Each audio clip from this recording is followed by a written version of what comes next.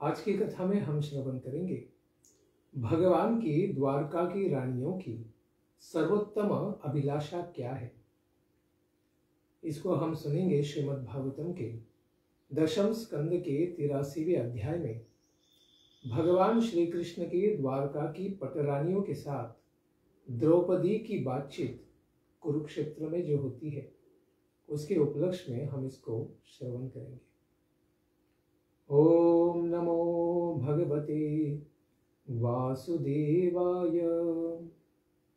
ओम अज्ञानतिमिरान्धस्य ज्ञानाञ्जनशलाकया चक्षुरुन्मीलितं येन तस्मै श्रीगुरवे नमः।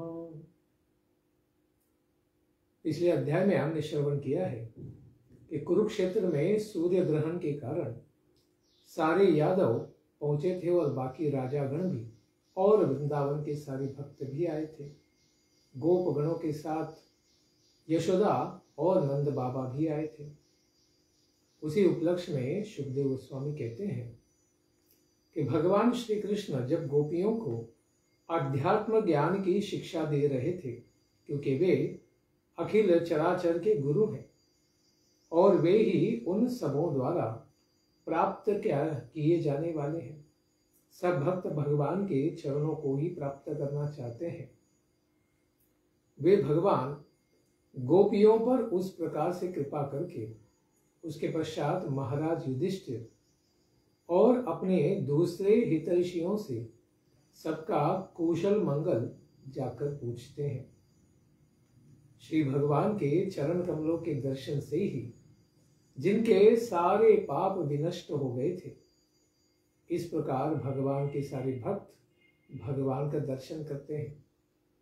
वे भगवान श्री कृष्ण के द्वारा अच्छी तरह से सत्कृत होने के कारण पूछे जाने पर बड़ी प्रसन्नता पूर्वक कहते हैं कि हे प्रभु, जो महापुरुष आपके चरण कमल रूपी जिनके पराग कण जो है चरण कमलों के मन ही मन निरंतर पान करते रहते हैं, उनके मन के सन्निकट में रहने वाले मुख क्रम से लीला कथा से निकलने वाले आपके चरण कमल के आसव को जो जो लोग अपने कानों के रूपी दोनों से भर भर कर पीते हैं, देहधारियों के संसार चक्र में डालने वाली आपकी माया शक्ति अविद्या का उससे पूरी तरह नाश हो जाता है। संसार में जो हम भ्रमित अवस्था में जीते हैं, यह केवल भगवान की लीला कथा को श्रवण करने मात्र से इसका नाश हो जाता है। ऐसे हम लोगों का अमंगल कैसे संभव है? क्योंकि सारा अमंगल संसार में अविद्या और अज्ञान के कारण ही होता है। तो जब आपकी कृपा से यह अविद्या या अंधकार ही चला गया तो किस प्रकार का दुख हमें प्राप्त हो सकता है? क्योंकि स्वरूप प्रकाश के द्वारा बुद्धि की वृत्तियों द्वारा जिन्होंने जागृत स्वप्न सुषुप्ति इन तीनों भ्रमित अवस्थाओं को विनष्ट कर देने वाले संसार सागर जो एक रस तथा ज्ञान स्वरूप कालकृत परिवर्तन के कारण वेदों के रास को देखकर उनकी ही रक्षा करने के लिए अपनी ही अचिंत योग माया के साथ भगवान इस प्रकार से लीला करने के लिए परमहंसों के एकमात्र आश्रय बनकर आप ही प्रकट हैं। आप अपनी योग माया के साथ प्रकट होते हैं, राधा रानी के साथ, रुक्मिणी के साथ और भगवान राम सीता के साथ प्रकट होते हैं। इस प्रकार आपके द्वारा सारे संसार के दुख हरण कर लिए जाने के कारण हमें कोई भी चिंता या तनाव नहीं है। तो सुखदेव गोस्वामी कहते हैं, इस प्रकार से भगवान जो उत्तम श्लोक है, अद्भुत श्लोकों के द्वारा जिनका गुणगान किया जाता है, ऐसे भगवान श्री कृष्ण की वे स्तुति कर रहे थे। उसी समय यदुवंशियों और कौरव कुल की सारी स्त्रियां एकत्रित हो जाती हैं और तीनों लोकों में विख्यात भगवान श्री कृष्ण की लीलाओं के परस्पर में वर्णन करने लग जाती हैं। सुखदेव गोस्वामी कहते हैं, परीक्षित, अब मैं उन सब की बातों को तुम्हें सुनाता हूं। द्रौपदी कहती है कि हे रुक्मिणी, भद्रा, जाम्बवती, सत्या, सत्यभामा, सैव्या, लक्ष्मणा, रोहिणी तथा दूसरी भी भगवान श्री कृष्ण की पत्नियों, तुम लोग हमें ये बतलाओ कि माया से, अपनी दिव्य माया के साथ जो संसार में प्रकट है भगवान श्री हरि, तुम लोगों का किस प्रकार से पानी ग्रहण किए हैं। तो रुक्मिणी कहती है, जरासंध आदि राजागण मेरा विवाह तो शिशुपाल के साथ करना चाहते थे, इसलिए वे शास्त्रास्त्रों से, शस्त्र शास्त्र सबसे संयोजित होकर युद्ध के लिए तैयार हो गए थे। किंतु जिस तरह सिंह बकरियों और भेड़ों के बीच में से अपना भाग वीर शुल्क उठाकर ले जाता है, उसी तरह अजय वीर शिरोमणि भगवान श्री कृष्ण मुझे भी हर लाए, कौंडिन्यपुर से, विदर्भ से। मैं तो यही चाहती हूं कि जन्म जन्मांतरों तक इन्हीं भगवान श्री कृष्ण के चरणों की मैं अर्चना करती रहूं। सत्यभामा देवी कहती हैं, मेरे पिता अपने भाई के वध के कारण संतप्त थे। वे भगवान श्री कृष्ण पर ही अपने भाई के वध का कलंक लगा दिए। उस कलंक को धोने के लिए ऋक्षराज जाम्बवान को पराजित करके भगवान स्यमंतक मणि को ले आए और मेरे पिता को उस मणि को समर्पित कर दिए। उसके कारण भयभीत मेरे पिता यद्यपि अक्रूर आदि को मुझे देने के लिए वाग्दान कर चुके थे, फिर भी मेरा विवाह भगवान श्री कृष्ण से ही कर दिया। जाम्बवती देवी कहती हैं, द्रौपदी जी, मेरे पिता इनको यह नहीं जान सके कि मेरे स्वामी यह श्री राम ही है, अतएव वे इनसे 27 दिन तक लड़ते रहे। जब परीक्षा पूरी हो गई तो उन्होंने जान लिया कि ये तो मेरे स्वामी भगवान श्री रामचंद्र ही हैं, जिनको त्रेता युग में मैंने सेवा की और अभी ये कृष्ण के रूप में है। यह जानकर उन्होंने इनके चरण धारण के लिए पकड़ लिए और स्यमंतक मणि के साथ इनको मुझे भी समर्पित कर दिया। अतएव मैं तो इनकी जन्म जन्म की दासी हूं। कालिंदी कहती है, द्रौपदी जी, जब भगवान श्री कृष्ण को इस बात का पता चला कि मैं इनके चरणों का स्पर्श करने की कामना से बड़ी तपस्या कर रही हूं, तो ये भगवान श्री कृष्ण अपने सखा अर्जुन के साथ यमुना तट पर पधारे और फिर मेरा पानी ग्रहण किए। इस तरह की मैं इनके गृह में बुहारने वाली दासी बनने के लिए बड़ी इच्छुक थी। वही सौभाग्य मुझे प्राप्त हो गया। तो भद्रा देवी कहती हैं कि जो भगवान मेरे स्वयंवर में आकर तथा सभी राजाओं को तथा मेरा अपकार करने वाले मेरे भाइयों को भी जीतकर जिस तरह कुत्तों के समूह में से सिंह अपना भाग उठाकर ले जाता है, उसी तरह ये अपनी शोभामयी नगरी द्वारकापुरी में मुझे ले आए। और मैं भी यही चाहती हूं कि मुझे जन्म जन्मांतरों में भी इनके चरणों को पखारने का अनुभव प्राप्त होता रहे। सत्या देवी कहती हैं, मेरे पिता राजाओं के पराक्रम की तो परीक्षा किए बिना अपनी पुत्री को किसी को देते नहीं, इसीलिए अत्यंत बलवान पराक्रमी तीक्ष्ण सींग वाले 7 सांडों को उन्होंने रखा था, जिनको कोई भी काबू में नहीं कर सकता था। उन सबों ने वीरों के घमंड को चूर चूर कर दिया था। उन सबों को श्री भगवान खेल खेल में ही झपट कर पकड़कर नाद दिए और बांध दिए, जैसे छोटे छोटे बच्चे बकरी के बच्चों को पकड़ लेते हैं।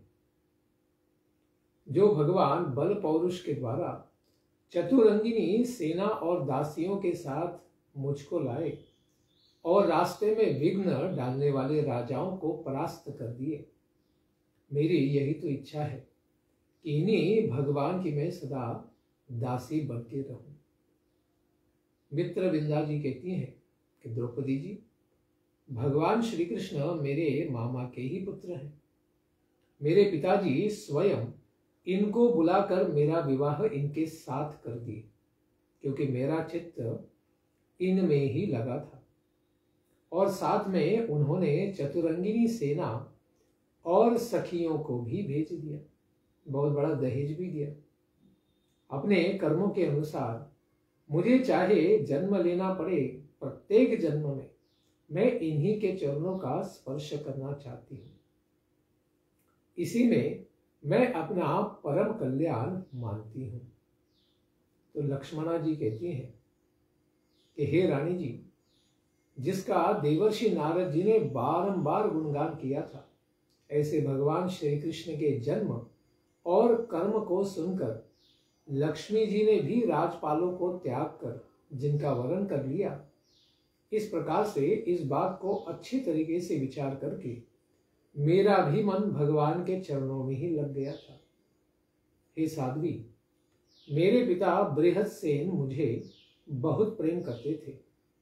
वे मेरे अभिप्राय को जानकर मेरी इच्छा की पूर्ति के लिए ही उपाय कर दिए।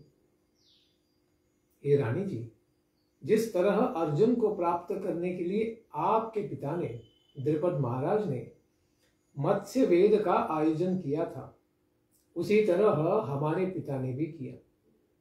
यहाँ यह विशेषता थी कि मत्स्य बाहर से ढका था और जल में उसकी परछाई दिखती थी। बड़ा ही अद्भुत प्रकार का कार्यक्रम वहां किया गया, जो अर्जुन से भी कठिन था। इस समाचार का सभी शास्त्रास्त्रों के अभिज्ञ अपने उपाध्याय के साथ हजारों राजागण देश के कोने कोने से आए। कहां पर? मेरे पिता महाराज की राजधानी में। मेरे पिताजी आए हुए सभी के बल, वीर्य और अवस्था के अनुसार सादर सम्मान सत्कार किए। वे लोग मुझे प्राप्त करने के लिए स्वयंवर में रखे हुए धनुष बाण को तो अवश्य उठाए। उनमें से कुछ राजा तो धनुष पर तात भी नहीं चढ़ा सके, वे धनुष को ज्यों के त्यों रख दिए। कुछ राजा धनुष की डोरी को एक सिरे से बांधकर दूसरे सिरे तक खींच तो ले आए, परंतु वे उसे दूसरे सिर से पूरी तरह बांध भी नहीं पाए।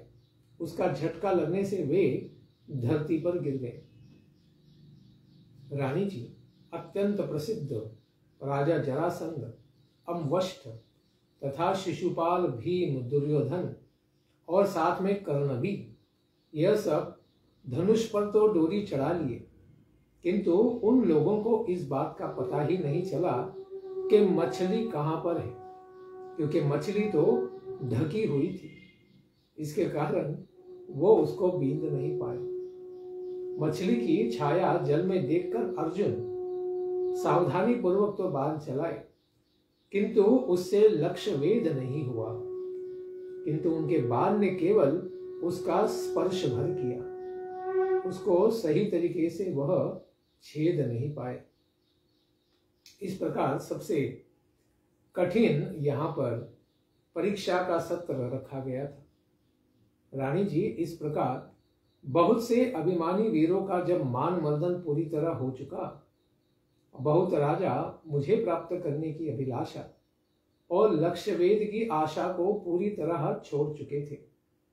उस समय भगवान श्री कृष्ण आए और खेल खेल में ही धनुष पर डोरी चढ़ाकर बाण से निशाना साध दिए और जल में एक ही बार मछली को, उसकी यानी छाया को देखा और बाण मारकर उसे नीचे गिरा दिया।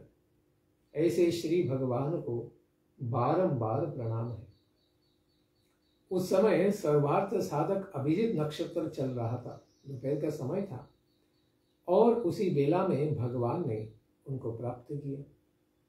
उस समय स्वर्ग में दुमदुबिया बजने लगी और पृथ्वी पर जय जय की ध्वनि का सब जगह सबने श्रवण किया। हर्ष से विवल बने हुए देवगण भी भगवान के ऊपर पुष्पों की वर्षा करते हैं। इस प्रकार हे रानी जी, उस समय मैंने रंगशाला में प्रवेश किया। मेरे नुपुरों के रुणझुन का जो आवाज था वह सबके कान में बड़ा ही आनंददायक था। मैं नवीन उत्तम रेशमी वस्त्र धारण किए हुई थी। मेरे मुख पर लज्जा मिश्रित मुस्कुराहट थी और अपने हाथों में रत्नों का हार उन्होंने लिया था। बीच बीच में लगे सोने के कारण वह हार अत्यंत चमक रहा था और वे अपनी चोटी में पुष्पों की माला को लगाई हुई थी। इस प्रकार उसी समय उनके मुख घुंघराले केशों से बड़ा ही सुशोभित हो रहा था तथा कुंडलों की कांति से कपोल अधिक चमक रहे थे। उस समय उन्होंने मुख उड़ाकर चंद्रमा की किरणों के समान सुशीतल हास्य दिखा और तिरछे चितवन से चारों ओर बैठे हुए राजाओं को उन्होंने देखा और उसके पश्चात उन्होंने धीरे से अपनी वरमाला भगवान श्री हरि के गले में ही डाल दी, क्योंकि उनका मन केवल भगवान में ही अनुरक्त था। उसी समय मृदंग, पखवाज, शंख, ढोल, नगाड़े आदि सब बजने लगे। नट एवं नर्तकियां नृत्य करने लगी और गवैये सुंदरता से गाने लगे। इस प्रकार वे द्रौपदी जी से कहती हैं कि जैसे ही उनके द्वारा इस प्रकार से अपने स्वामी भगवान श्री हरि का वरण कर लिया गया, उसके बाद अत्यंत कामातुर और स्पर्धा करने वाले राजाओं में बड़ा ही डाह हो गया। चतुर्भुज भगवान श्री हरि ने अपने श्रेष्ठ 4 घोड़ों वाले रथ पर उनको बिठाया। कवच पहने हुए तथा शारंग धनुष धारण करने वाले भगवान युद्ध करने के लिए रथ पर बैठ गए थे। इस प्रकार दारुक ने सोने के साथ सामान से लदे हुए उस रथ को उन्हीं राजाओं के सामने खड़ा कर दिया और द्वारका के लिए हाँक दिया। उसी तरह जैसे सिंह हरिणों के बीच में से अपना भाग बड़े उत्साह से उठाकर ले जाता है, उसी प्रकार से भगवान ने उनको पाया। उनमें से कुछ राजाओं ने जो धनुष धारण करके भगवान के मार्ग को रोकना चाहते थे और भगवान का पीछा भी कर रहे थे, उन सबों की चेष्टा वैसे ही थी जैसे कुत्ते सिंह को रोकना चाहते हैं। भगवान जो शारंग धनुष धारण करते हैं, उनके धनुष से छूटे हुए बाणों से उनकी भुजाएं, पैर, गला सब कटने लगे और रणभूमि के ऊपर यहां वहां गिरने लगे और कुछ राजागण उन सबों को छोड़कर इतस्ततः भागने लग गए, क्योंकि उन्हें पता था भगवान से वे कभी भी जीत नहीं पाएंगे।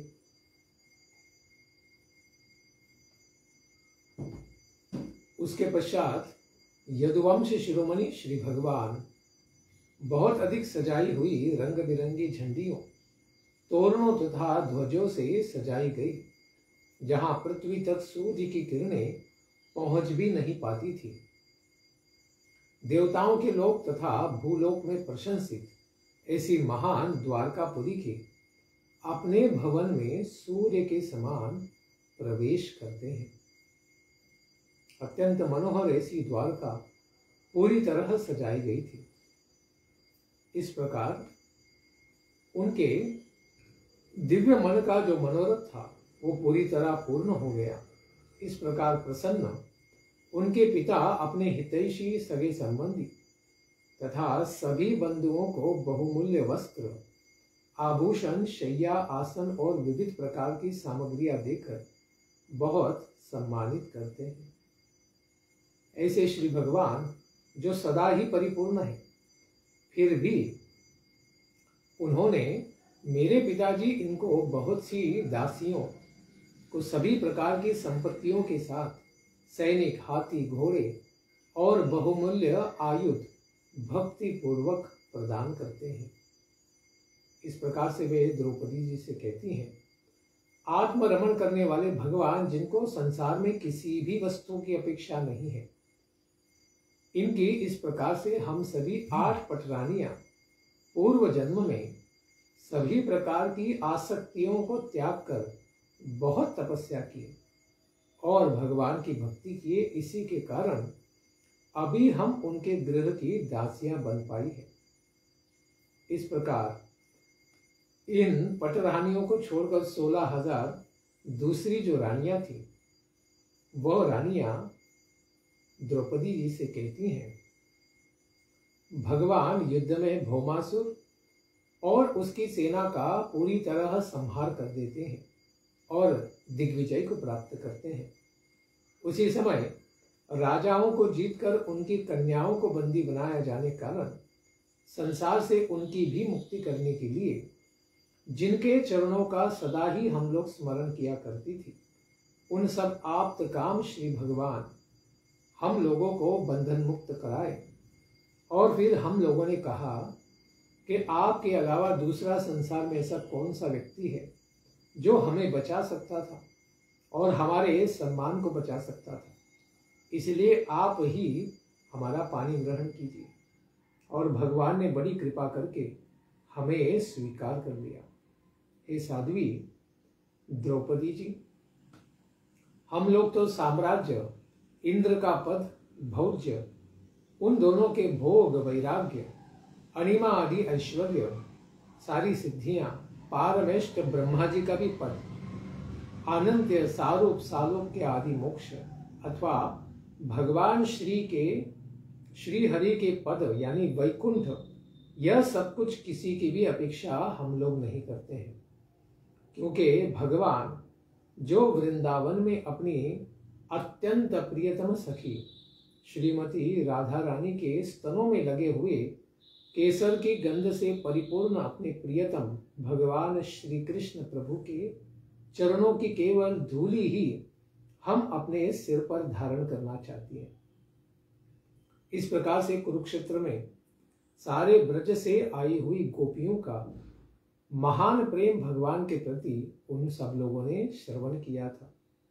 इसीलिए द्रौपदी जी को कहती हैं कि हम सब भले ही भगवान की पटरानियां हैं और द्वारका में सम्मानित हैं, लेकिन जिस प्रकार का प्रेम श्रीमती राधा रानी का भगवान के लिए है और भगवान का उनके लिए है, उन्हीं के दोनों के प्रेम की हम वंदना करते हैं और अभिलाषा करते हैं उन्हीं के चरण रज को एक बार ही प्राप्त करने की।